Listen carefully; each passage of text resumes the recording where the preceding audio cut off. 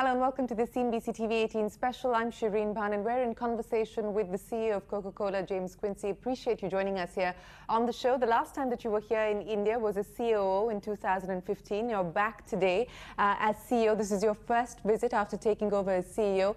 Let me just talk to you about the outlook as far as India is concerned. The environment has been soft. You've had the additional trouble, the uncertainty over the goods and services tax, which you have called out as being a slight disruption. Does it continue to be only a slight disruption, or have things improved on the ground? No, things have improved on the ground. I mean, we've been clear that the things like the GST, the policies like GST, demonetization, some of the regulation improvements are great for the long-term healthy economy. We're very positive on them. Of course, implementation always has some adaptation. That's been done, and the business is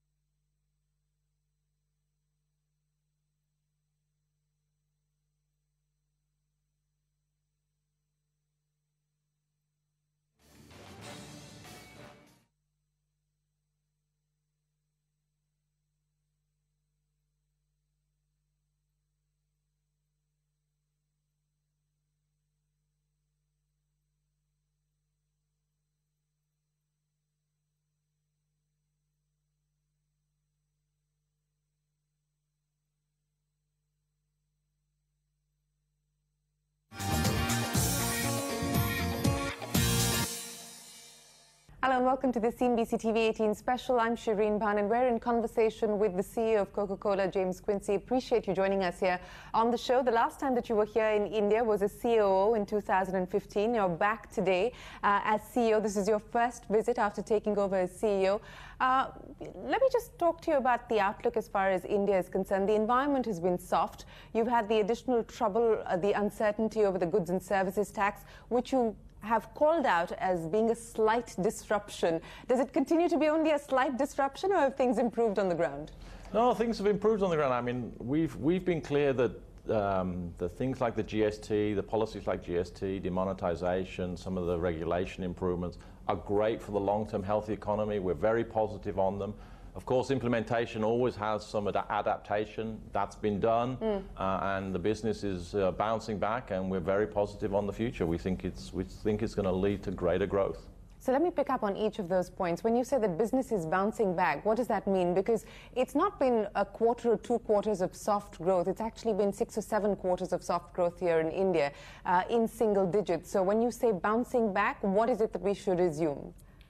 I don't think we're imagining it's going to be a straight line growth in India. I mean, we had very strong growth for a number of years. Yes, we've had a number of quarters. Adapting to the demonetization was a disruption, and people adapting to GST was. But I think getting back to double digits, whether it's 9 or 11, ultimately what's important is that we're investing, building the capabilities, building the infrastructure to see long-term growth. We are ultimately long-term investors and partners in the business in India, and that's what we're really focused on. So, 1 quarter, I mean, every business that we've grown to be successful around the world has had multiple quarters of softness. So that's not the worry. The worry is, are we building the right things for the future in an environment that's positive? We see the environment as positive, and therefore we're focused on investing in the right things. So, you've been betting big on India for a while now. In fact, your 2020 target of investing $5 billion in India, I think you're investing about 11,000 crores over the next 5 years to create what you see as being this agri ecosystem in India. I'll talk to you about all of that in just a bit, but what would be the key levers for you to be able to grow the momentum from here on if you assume that things are in fact bouncing back? I mean, ultimately what always drives the momentum for our business around the world is, are we doing the things that the consumers are interested in? Are we creating the brands and the products that the consumers want to buy? And are we creating value for the retailers, for their businesses in selling them? If we get those two things right, everything else, including the agribusiness, will do better. And I think that's our focus. Are we getting those things right? And therefore making the right investments to back it up. And I think the team is doing a good job in getting that right, and we'll see that investment program continuing past 2020. So 5 billion by 2020. Are we looking at incremental investments over that number? I think we'll invest as fast as we can grow the business. I mean, we're trying to bring forward investment. We're trying to find the opportunities. Sometimes projects can only happen at a certain speed. We're talking with other partners, big and small, about how we can find more projects in more categories to invest in. Of course, as and when those things come to fruition, we'll make the announcements. We're not going to save them all up for another big announcement in 2020, but we will keep looking for the right investment opportunities, and hopefully we'll find more ways of investing more money. So how much of the 5 billion has already been invested? I think we're well on track with the 5 billion, and we'll see that program through to 2020. We don't announce the specific number, but we're very. I'm trying my luck here. Yeah, it's worth a try. I agree.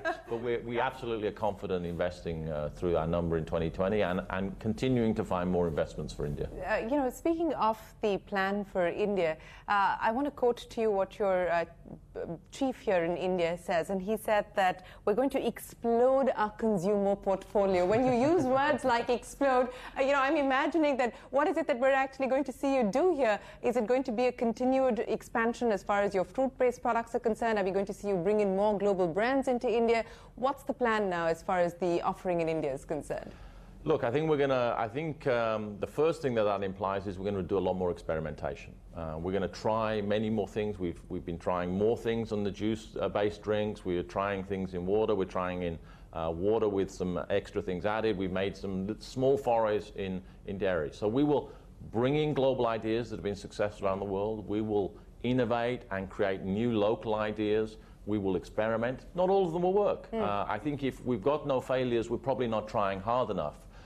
So you'll see a lot more things happening, and those that work we'll continue to invest behind. So this is part of your strategy to be more tolerant to risk, and that's what you're trying. That's the culture that you're trying to build at Coke. Absolutely. I think there's someone once said we don't make mistakes; mistakes make us. I mean, if we're not making any mistakes, we're not learning anything. Of course, it would be nice if everything was successful, but it's unlikely to be true. And so we do need to be more tolerant of failure. As long as we learn from them, as long as we identify them and move on from them, but learn from them and build something better. It's all about learning about what works for the consumers and the retailers, and therefore servicing them better. Whether there's a mistake or success, it's ultimately about the speed you can move forward. So this experiment that you're talking about, when you believe that experimenting with ethnic products is going to be one of the growth drivers for Coke in India, when and how soon can we expect those offerings to actually hit the Indian market?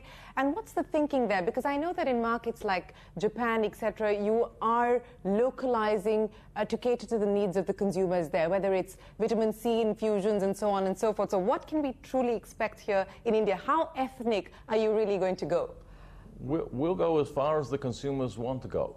Now, to be fair, the portfolio in India also is already a mix of global brands and great local brands. We have Coca-Cola and we have Thumbs Up.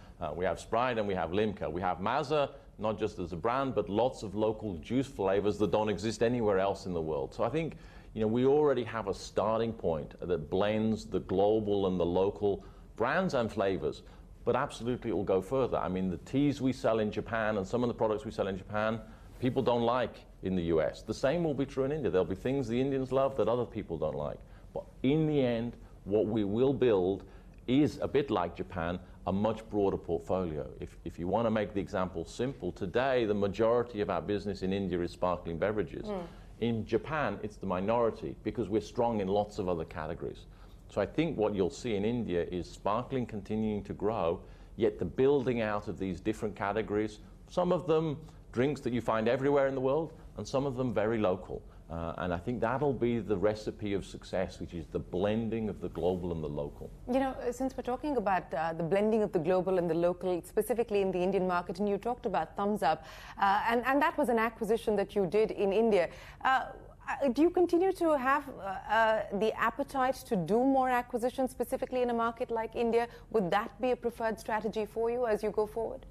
I wouldn't call it preferred, but we're absolutely open-minded. We believe that we have global successes that we can bring to India. We believe we have people who can come up with local innovation ideas, but we're also open to partnering with companies, and we've followed this model around the world, whether we take a small stake and they continue to run it, or even we acquire it as we did with Thums Up. I absolutely see a role for acquisitions, small and medium, in India to continue to build out the business, and we constantly talk to entrepreneurs about ways we can partner together. Is there anything on the radar, anything that's caught your fancy yet? There are always lots of things I like to look at in terms of people coming up with great ideas. I'm always very impressed with the degree of entrepreneurialism that's out there. And we talk to people. Of course, it takes two to tango, so to speak. They have to want to do something. But I'm sure that in the coming years, you'll see us do more investments in local entrepreneurship. Has anybody reached out to you? Have you reached out to anyone? We're talking to lots of people, of course. I have to give my standard mergers and acquisitions answer, which is I couldn't possibly comment. All the caveats. All the caveats, of course. But, it's interesting, and I come back to Thums Up because the possibility of Thums Up actually emerging as your first billion-dollar brand in India is significantly higher. Do you feel confident of being able to get to the billion-dollar number in India anytime soon? I don't know when the year will be, but I'm confident it'll get there. I think it's a fabulous brand. It has great resonance with the Indian consumers, and I'm sure it'll get there one day. When that day is, we could debate. I'm sure the local operators would try and add a few years just to be sure, but I think it will get there, and I think it's a great and much-loved brand, and we will continue to support it for the consumers who love it. So let me, wrap up with my last question on India before I talk to you about what's happening in the rest of the world. In terms of the environment at this point in time, we've just talked about the impact of the GST, etc. You told me about what you believe will be the growth drivers for you. But the challenges that you face in India today, and there seems to now also be this sentiment of nationalism, MNCs versus local brands. We've seen what's happened in other consumer categories. That's played out quite significantly. Is that a worry at all? We've seen, sparks of that in markets like Tamil Nadu and Kerala. But is that a concern for you here in India? I think the way we look at it is to view it like this. No business can be successful if the community is not successful. We have not tried to do everything ourselves in any country we operate. We always try to create an ecosystem that involves lots of local companies, big and small, whether it's from the small farmers that we've been supporting for 10 years growing mangoes to enterprises that sell us inputs. We want to be part of the community and being an investor in it. That's the way we see that we don't get into this kind of black and white debate between these sorts of companies or people are good and these aren't. I think it's about investing and being a good citizen in the country, and in the long term, that's what will play out, and therefore it'll be a positive investment and a positive relationship. So, whether it is capacity utilization, it's the closure of plants, etc., do you believe that perhaps the worst is behind you and you are now going to see an upward movement? I think the business momentum is returning, and I think that the momentum will move forward, and we will continue to invest, not, as you say, not just in the brands, but in the manufacturing, in the distribution. Of course, we will continue to try and make it the most efficient manufacturing possible, but we'll have to invest in new capabilities as well. As we get into new products, as we expand in juices, if we decide to enter into value-added dairy, we'll invest in new capabilities and new manufacturing and continue to optimize everything we have. Where does the decision stand about value-added dairy, and how soon we can actually see you decide whether you want to foray more into that segment or not? We're doing a number of experiments. We want to learn from those experiments first, so we're not taking any big decisions in the short term. We like to learn about categories. We like to learn what the consumer really is interested in. So we're going to do a whole series of experiments first, and then we'll make a decision. And it'll be very apparent when we get to that point, no doubt.